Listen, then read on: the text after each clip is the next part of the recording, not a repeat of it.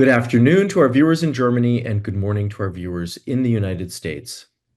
Hello, I'm Steve Sokol, the president of the American Council on Germany, and I'd like to welcome you to today's Kaffeepause. This is our opportunity to check in with a Berlin-based journalist to talk about the stories shaping the headlines, and I'm delighted to welcome Stefan Detjen. He's chief correspondent for Deutschlandradio and also heads the station's capital city studio in Berlin. Herzlich willkommen, Stefan. It's great to have you back. Yes, hello, Steve. Hello, everybody. It's great to be with you. Would love to be in New York, of course.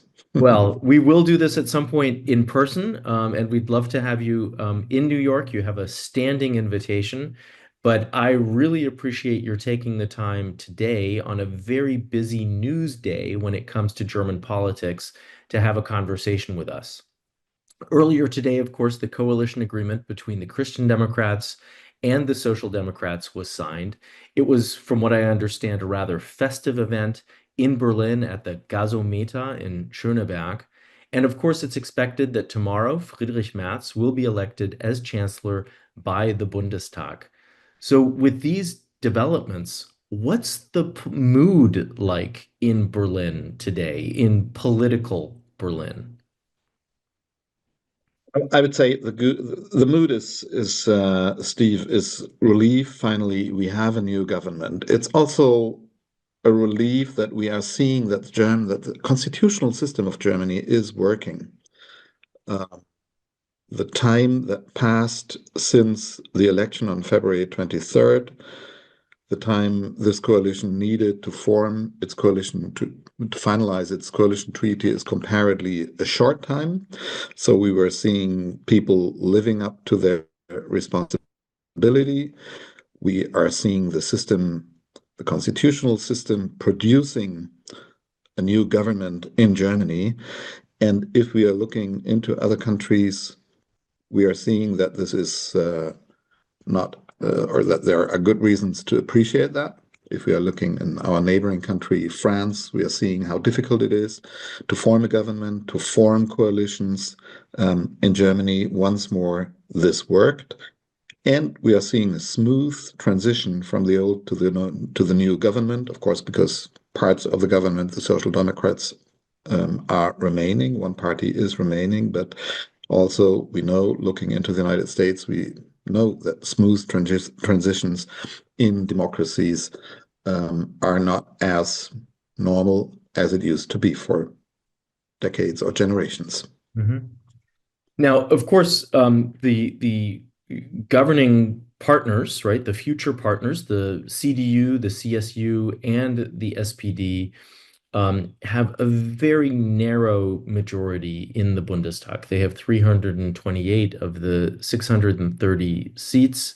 Of course, it is expected that tomorrow Friedrich Merz will win an absolute majority of the Bundestag members and be elected chancellor. He needs, I guess, 316 votes in order to ensure that he's elected. But, there are bigger issues at play given this extremely narrow majority that the incoming governing coalition has. They're nowhere close to the two-thirds majority that they need to change laws and get new laws through. What are your thoughts on sort of the makeup of the parliament? And we'll get, of course, to the makeup of the new government in just a moment. Well, first of all, you said it's expected that Friedrich Merz will be elected the new Chancellor of Germany tomorrow. Of course, that's what we expect. We have always seen new coalitions electing the new chancellor, even if it was with close margins, like Konrad Adenauer, the first chancellor who was elected into the office with only one vote more than necessary, which at the time was his own vote. And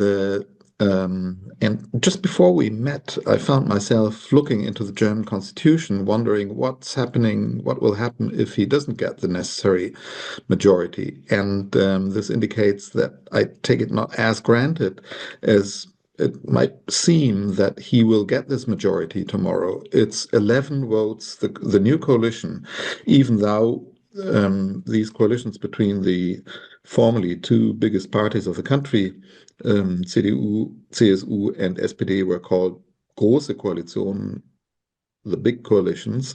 They only have 11 votes more than necessary to elect him. He needs the majority of the members of the parliament.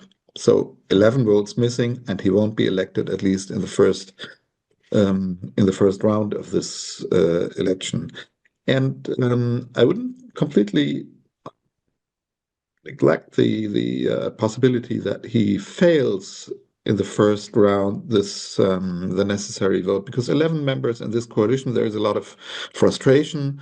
We have seen members of the Social Democratic Party that were hoping to become members of the cabinet, which did not. We have seen some frustration in the Christian Democratic Party also. We are seeing frustrations there that even members of the parliament or parliamentary groups of certain states like Niedersachsen, Saxonia, are not represented in the new cabinet. So let's see if he gets all the necessary votes. If he fails, if he doesn't get it, the parliament has 14 days, 2 weeks to go to new elections. And in these 14 days, Merz or any other candidate will also need the absolute majority of the members of the parliament. So at least there will be no doubts. I would predict that he will get the necessary votes within this period of time. But let's see. It wouldn't be completely astonishing if he doesn't get the absolute majority tomorrow. Then, of course, you mentioned that the new government will not have the two-third majority. The two-third majority is necessary to change the German constitution. And indeed, we saw for the first time, we see this große Koalition, this big coalition, not reaching two-thirds of the votes. And two-thirds of the votes of the parliament can only be reached with either the left opposition, Die Linke, or with the AfD, with the right-wing opposition. And this is not only needed to change the constitution. This is why we saw the outgoing parliament in the last days of the legislation period, changing the German constitution to rush certain necessary changes through and to pass the changes that were necessary to establish this new big fund for the defense budget and And to relax the debt defense brake, of and course. to release the debt brake. But the two-third majority is also, for example, needed to elect members of the German Supreme Court. And even though the election of Supreme Court members is not as much in the light of the media and the public, and it's not as politicized as in the United States, everybody knows the German Supreme Court is as powerful as the American Supreme Court, and we already have one member of the Supreme Court whose term ended last year, and the old parliament didn't agree on a new member. So we already have the case that the new parliament does not have the necessary majority without either Links or AfD party to elect this member. We will have two other members seats in the Supreme Court that have to be replaced in the summer. So these are only some of the challenges this new coalition, the new parliament, will face in the coming months and years. Mm-hmm. The tagline for this new grand coalition, which is not so grand as you point out, is Verantwortung für Deutschland, responsibility for Germany, right? I think that's sort of the motto that came out of the coalition agreement between the Christian Democrats and the Social Democrats. How is that resonating with the public? And do people feel that this new government will take responsibility for Germany? Well, as in most democracies, it's hard to speak of the people because we are seeing a divided public in Germany as well. Of course, we see a general loss of trust into politics, into political parties.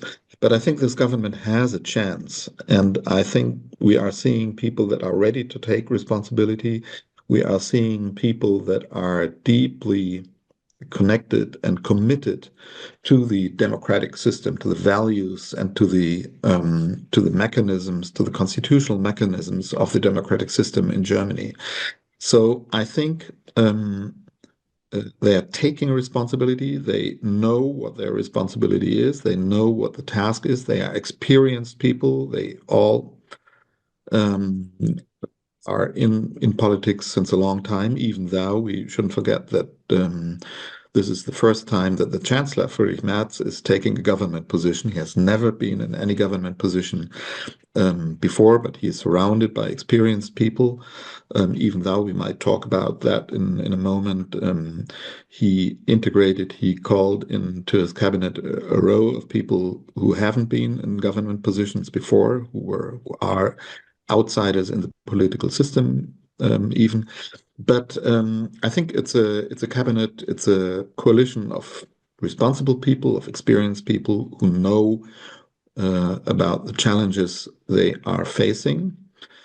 And I think there is a chance, at least, that this coalition will function um, in the core group of this coalition, the leading people that will sit in what we call the the Koalitionsausschuss, the coalition committee, an informal committee that was established in all coalitions, but this is a in group of the chancellor, the vice chancellor, the heads of the party, the heads of the chairman of the parliamentary groups of the governing parties. This is like the heart of the coalition, and there is a chance that we will see people there who are really professionals and who are willing to re-establish trust in the political system. But this is what we will see in the next years. You, of course, are a longtime observer of German politics, and I'm curious what your sense is of how Friedrich Merz, the designated chancellor, gets along with the vice chancellor, Lars Klingbeil. We've known for a couple of weeks at this point that Klingbeil is slated to be the vice chancellor and also the finance minister. What have you picked up over the last, few weeks about the dynamic between the two of them? I think it's a very professional relationship, and I have seen Lars Klingbeil, who I didn't know very well before, but I came um, to know him better, to meet him frequently in the last year, and I saw somebody who realized very early on, since the election a year ago, the election for the European Parliament, which was a disaster for the Social Democratic Party, that he realized there might be a situation in which the, the social, in which, first of all, early elections on the federal level will come, that the Social Democrats will lose this election, that this will mean the end of the Olaf Scholz era in the Social Democratic Party, and that he was willing and preparing to take over responsibility for his party. And I saw somebody who was not only driven by personal ambitions, but who was just analyzing the situation and ready to take over responsibility. And I saw him doing that quite professionally, quite um, decisive, well organized. Friedrich Merz is interesting, and I know him since many, many years. I knew him quite well in his in the first years of his political career in Berlin before he left the German parliament in 2009 for some years. Um, and he has one, or he can be a bit doppelgesichtig, double-faced. Is this in English? Yes, Two-faced, like two faces. two-faced, maybe. He has two faces. One is the guy who wants to be a staunch conservative, who wants to be a strong leader, looking at presidential systems, um, having doubts of the strength of the German parliamentary system, um, and promising a new, stronger way of political leadership in Germany. The other Friedrich Merz is an extremely friendly guy, an open-minded guy, somebody um, um, who is listening to people, who is looking for intensive, open conversations.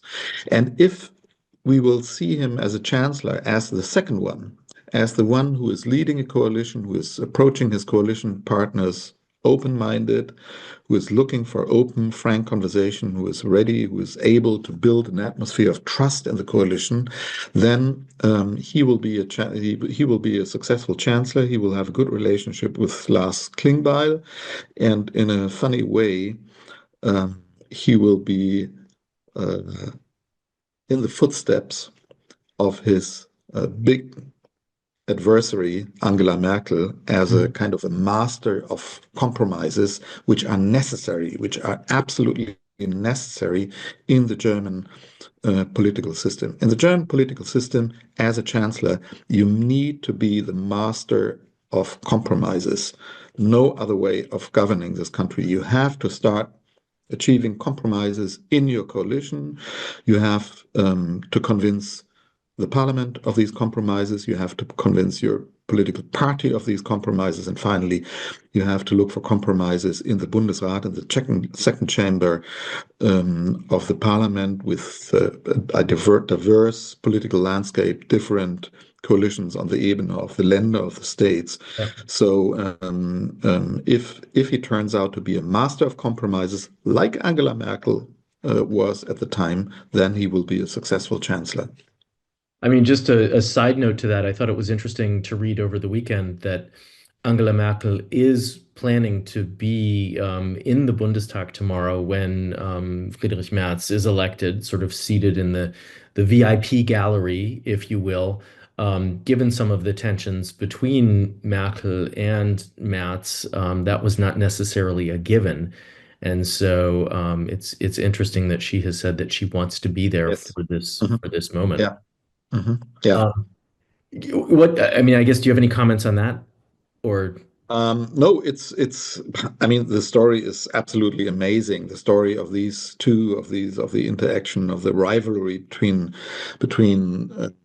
these two. I mean, it was obvious Angela Merkel uh, made her way to the chair of the Christian Democratic Party and into the chancellery against the establishment, and Merz was one of the leaders of the political establishment. He was one of the representatives of of this group of young, striving men organized in this legendary, infamous Andenpakt, a group of Christian democratic conservative young politicians who, as early as 1972, formed this kind of secret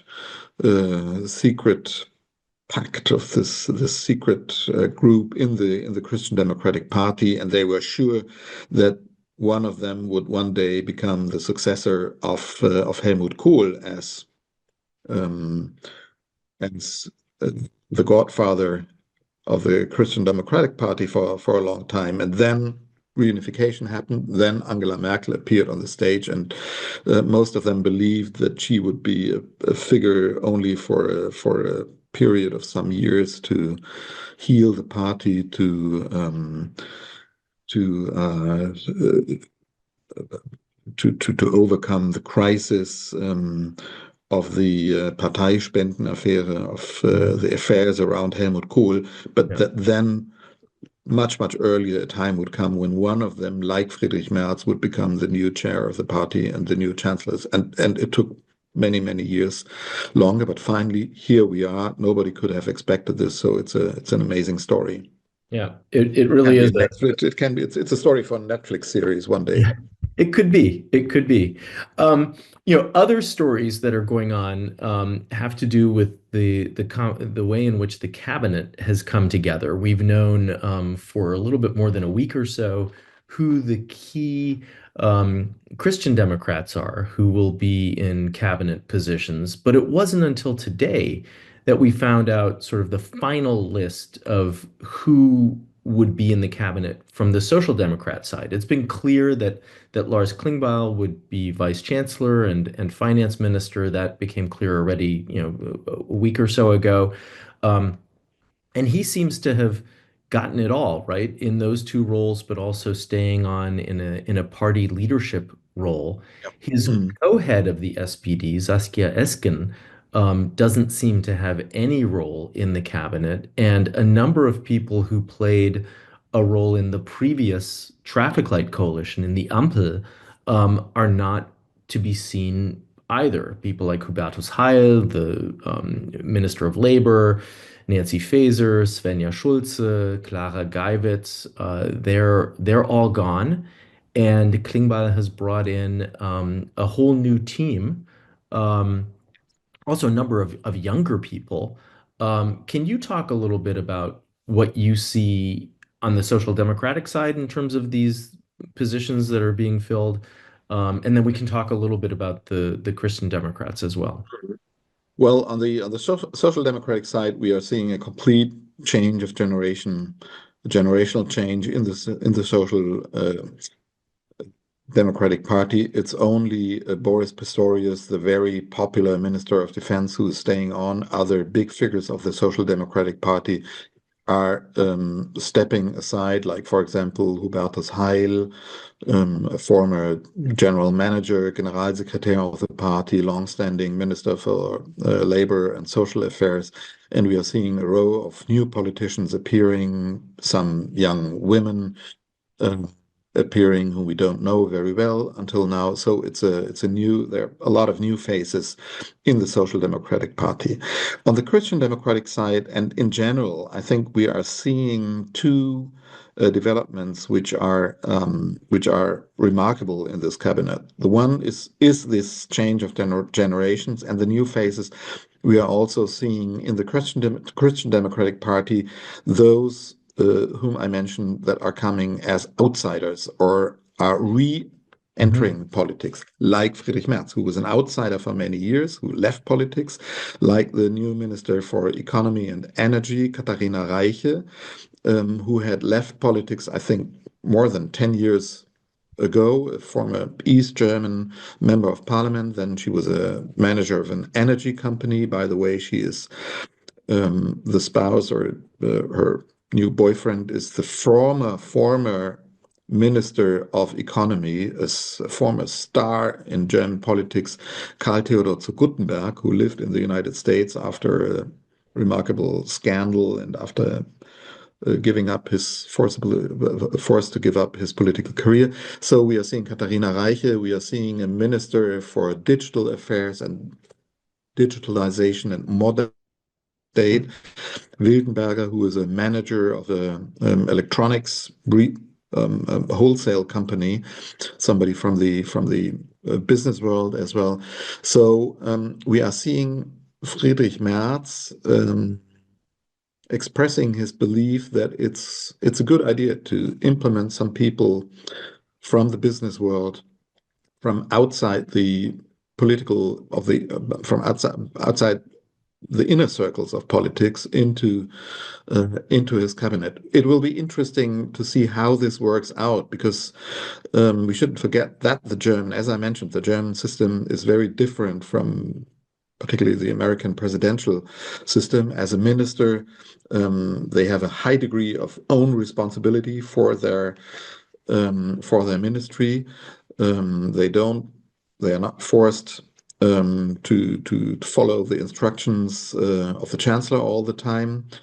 Um, the independence of ministers and ministries is part of the German constitutional system, so they are also, as a minister, forced to seek these compromises to convince political parties, to convince the parliament, and it will be very interesting to see how these people who have never been in the parliament or haven't been in the parliament for a long time, how they will perform.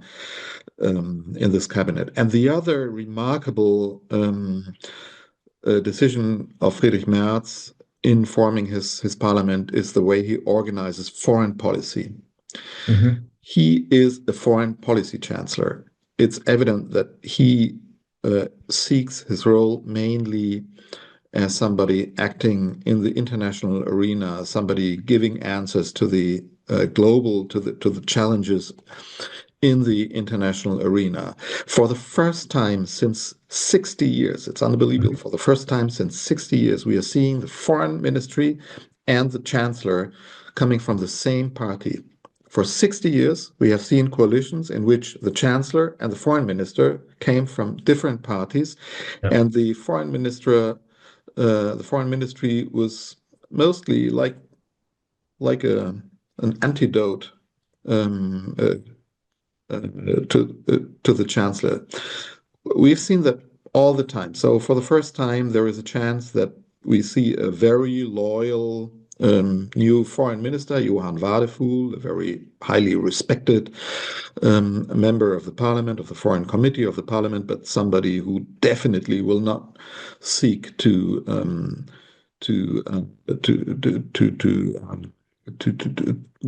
seek any tensions to Friedrich Merz. He will No, be he's a close ally, absolutely of course, he is a of close Friedrich. ally. He will work absolutely loyal in accordance with Friedrich Merz. And then we see Friedrich Merz um, uh, bringing some very respected, some very effective people into the chancellery. His foreign policy advisor, Günther Sauter, is now the political director of the Foreign Office led by a Green politician, Annalena Baerbock. Sauter was the political director, a key figure in the Foreign Office. He will be the new foreign policy advisor of Friedrich Merz. The other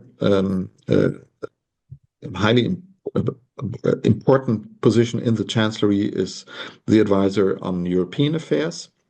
This will be Michael Klaus, now until now the ambassador of Germany at the European Union in Brussels. Nobody knows Brussels, nobody knows the EU better than Michael Klaus at the time, so he will be on the side of Friedrich Merz in the EU summits. Sauter will be on his side in the international summits, on the G7, on the G20 summits. And then interesting also will be the Büroleiter, the chief of the personnel of the chancellor's office, Jakob Schroth, a very young guy in his early 30s, not known in public until now, but he is the one who will work very, very close with Friedrich Merz, also a foreign policy expert, and Schroth is also designated by Merz to be the manager of the new National Security Council. For the first time, Germany will have a National Security Council in the Chancellery. That didn't work out in any of the former coalitions because it was seen as an offense to the foreign ministry. Now we will see it, and we will see a new body, an integrated body, committee that will integrate security-related positions in the cabinet of the Bundesländer, but very close to the chancellor. So there's also a change in the structures and the Mhm. architecture of the government, which will be also very, very interesting to watch. Yeah, and I think, I can remember when Olaf Scholz became chancellor, there was a lot of discussion about foreign policy sort of remaining anchored in the chancellery and sort of questions about how much influence would the Green-led foreign ministry actually have. This time around, it seems like we're having, a similar conversation in terms of foreign policy revolving around the chancellor and being anchored in the chancellery, but this time, as you say, because of the fact that the foreign ministry and the chancellery are in the same party, there will undoubtedly be much more alignment there. It was interesting listening to you talk a little bit about some of the cast of characters, particularly on the Christian Democratic side. One name I don't think that you mentioned yet is Jens Spahn. He could be the most powerful Christian Democrat after the chancellor. Can you talk a little bit about what's expected of him in his new role? Well, Jens Spahn is representative of the not very young, but of the younger generation of Friedrich Merz. And I find it quite interesting because um, Friedrich Merz is definitely a political figure of the 20th century. He is formed um, by the values, by the political orientations of the old Federal Republic. He is somebody believing in the European Union. On top of his agenda is, like he calls it, the restoration of the inner European relations to France. He will be traveling to France on Wednesday, and to Poland. So a very traditional agenda, and he is. I also saw that in Paris, everybody's waiting for him as a classic European politician. He is expected in Warsaw, in Paris. Jens Spahn is somebody um, whom I encountered as somebody who believes that he anticipates that politics in the future will follow different rules, will follow another mindset. So he is a figure, at least in his own perception of the 21st century, whatever this means. But he is the one who has a completely different perspective on the developments in the United States. Hmm. When Richard Grenell was the US ambassador in Berlin, uh, Jens Spahn became a close friend of him. They are both gay. They appeared in public as gay couples, as gay conservative couples. And I remember when on the morning after the US election, I met Jens Spahn by chance in the Bundestag, and I saw him and I said, "Well, wow, what a morning! Here we are." And he looked at me and said, "Well, what's going on? What do you think? But why?" I said, "Well, the elections in the United States, Donald Trump is back." Hmm. And he smiled and said, "Well, is it so bad? Is it really so bad? We will see." So he is one of those, at least telling a journalist, "Well, let's see what we could do." So he has a completely different approach on politics. He will maybe look for a new kind of alliances, and this will play out also in the relation to the AfD. That will be really interesting to see how Jens Spahn is managing the relations to the AfD, to the right-wing extremists. Yeah.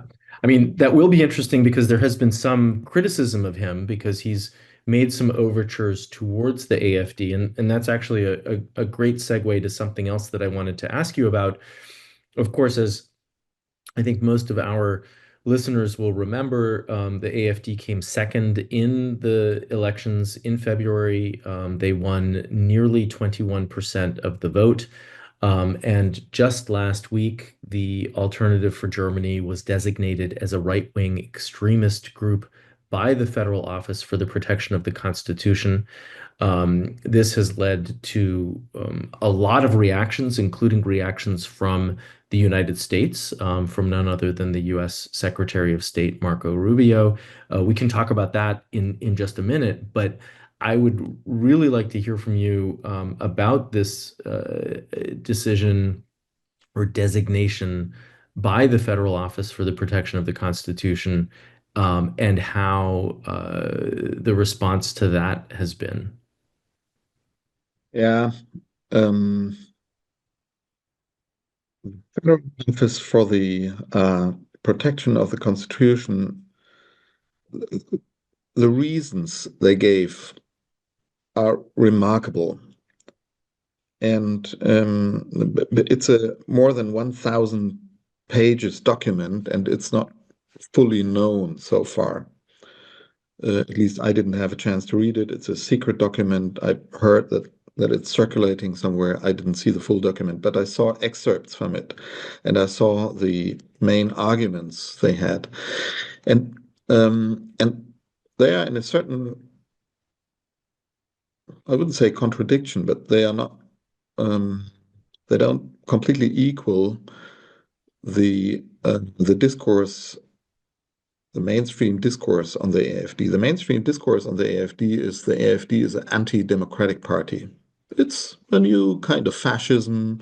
They want to implement a dictatorship, an authoritarian kind of rule in Germany, an authoritarian populism, an illiberal system. They will go behind independent media, behind the courts, like we see it in the playbook of the illiberal populism all over the world. The point the Office for the Protection of the Constitution makes is another point. They say they are right-wing extremists because they are racist, because they are völkisch, because they have an ideology, an ethnic ideology, a concept of the German people, an ethnic concept of the German people that is extremist and against the principal values of the German constitution. This is something the German Supreme Court said in its ruling about the NPD party, which they didn't forbid in the end, but they developed certain criteria for the definition of extremism, and one of them was that racist ethnic concept of the German people. And if you look at that, and if you look at the quotes this office gives to document the mindset of the AfD, I thought, well, this is a way of thinking that is not exclusive, which you don't find exclusively in the AfD. The idea that we have too much migration, that the migration from Islamic countries is the main problem, that it's only bringing knife crimes, Messerkriminalität Mhm. to Germany. This is something which is widespread uh, in the German public scene. You can hear it in Stammtische, in restaurants. You can hear it in the sports clubs. You can hear it from other parties. And so I think if there would be really a discourse on the reason why we define the AfD as right-wing extremist, this would be a very difficult discussion to lead in the German public sphere. I think that the my personal um, belief is that the Office for the Protection of the Constitution is right, that this is the key point. This is the key point we are seeing in Germany. We are seeing also in other democracies. Are we open democracies? Are we pro? Are we against migration? Are we pro or are we anti-Muslim? But Yeah. yeah, I mean, it has sparked a lot of debate. It has sparked a lot of debate domestically, and of course has now sparked a transatlantic debate. Marco Rubio yeah, described this as tyranny in disguise. JD Vance, who of course created shockwaves at the Munich Security Conference in February, a week before the German election, said that the Berlin Wall is being rebuilt. And so this is all happening as Friedrich Merz is about to take office and will probably be coming to Washington in the next week or so. I don't know what you've heard about plans for that. We talked a little bit about plans for him to visit Warsaw and Paris very quickly after being elected. But I had heard that within a week or so, it was expected that he might be in Washington to meet with President Trump. I would imagine that these statements from the Secretary of State and Vice President have not gone over well in Berlin. The German Foreign Office defended the decision by the um, uh, Office for the Protection of the Constitution. Um, how have these sort of messages been received in Berlin? um, we didn't. see too much response as we are in the middle of this process we are in now. We will see the responses, and we will see uh, how decidedly the new government will defend the decision of this Office for the Protection of the Constitution. The new Minister of the Interior will be Alexander Dobrindt, a conservative Bavarian from the Christian Social Union, from the CSU, from the Bavarian branch of the Christian democracy in Germany, and he will be in charge of pursuing a more rigid um, politics on migration on the German borders. So I think that we will see German politicians communicating to Washington. Well, we have to respect this decision uh, of the Office of the Constitution. They are extremists, and by the way, we will pursue another politics when it comes to migration, and they might also express um, more understanding for U.S. politics than the old government. Hmm. Um, and as we wrap up, I guess I have two questions that have been submitted. One of them deals with this topic right now, the AFD. Um, is the new government really in a position to execute some of the reforms that it needs to in order to serve as a real counterweight to the AFD? That depends on the answer. What reforms, what politics are necessary to counter the AFD? We're seeing a government, at least when it comes to migration politics, a government that is led by Christian democratic politicians, and they believe that the right answer is to pursue a more rigid politics on migration. And we will see from tomorrow on, for example, a new policy on the border. We will see that the federal police, which is in charge of the protection of the borders in Germany, is allowed to do what they were not allowed to do all the years that was the key conflict in the Merkel years. They will be allowed to push back or um,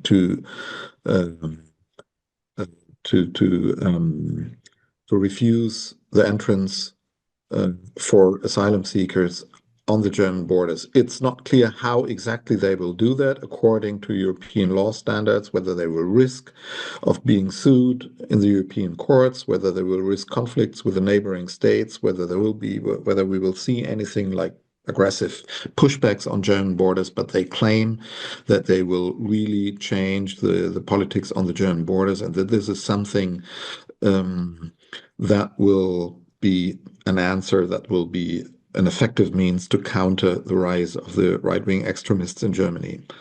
Yeah. Whatever experiences in other countries are, is it a way? I fear that the AfD, whatever they do on the German borders, the AfD will be in a position to demand more rigid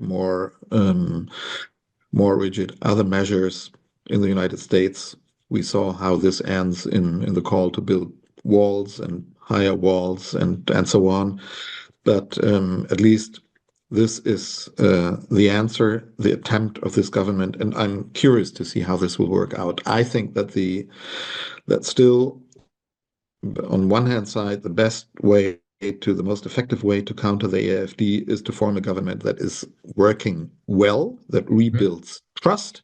One reason definitely for the rise of the AfD is the bad functioning of the old government, the government being torn apart by infights. If this doesn't happen, there's a good chance that we will see at least the rise of the AfD stopped for a while. Yeah. I mean, I think you're absolutely right. We'll have to see really what the immigration policy of the new government looks like, and undoubtedly that will be a point of tension between the Social Democrats and the Christian Democrats. So how that's actually implemented will definitely be something to watch in the weeks and months ahead. Perhaps one final question from that was just submitted. Obviously, with the changes in government, there are a number of other changes that we can expect, including a new government spokesperson. And we're all very curious what you think about Stefan Cornelius from the Süddeutsche Zeitung as the new government spokesperson taking the place of Steffen Hebestreit. It's a great choice. I mean, Stefan Cornelius, I'm sure many of or you and many others know him. He's a highly respected foreign policy expert, a highly respected, very knowledgeable guy. I found the choice very convincing. It also perfectly fits into this foreign policy focus of the Chancellery. Olaf Scholz will have a very knowledgeable advisor on his side with Stefan Cornelius. But speaking of Stefan Cornelius, one should also mention the other person in charge of, well, public affairs, of media affairs in the Chancellery, which is the state minister and minister in the Chancellery for cultural and media affairs, which is Weimar, a publisher, a former journalist, a conservative journalist, which has a completely different, a really staunch conservative profile. We heard that he is a close friend, that Merz and Weimar are golf partners in Bavaria in a golf resort. Um, so there will, when it comes to media relations, there will also be this person in the Chancellery, which might act and might have completely different agenda than Mhm. Stefan Cornelius. But Stefan Cornelius definitely is a good choice for Friedrich Merz. Well, this has been great. Thank you for helping us talk about and learn about some of the cast of characters in the new government that's coming in. Obviously, a lot to watch and a lot of developments for us to continue to follow in our Kaffeepause discussions. But once again, Stefan, herzlichen Dank. It's always wonderful to speak with you. And as You, I said at Steve. the outset, you have a standing invitation with us Thank you, wherever Steve. your path takes you. Things to New York, to wherever somebody's listening. Bye bye.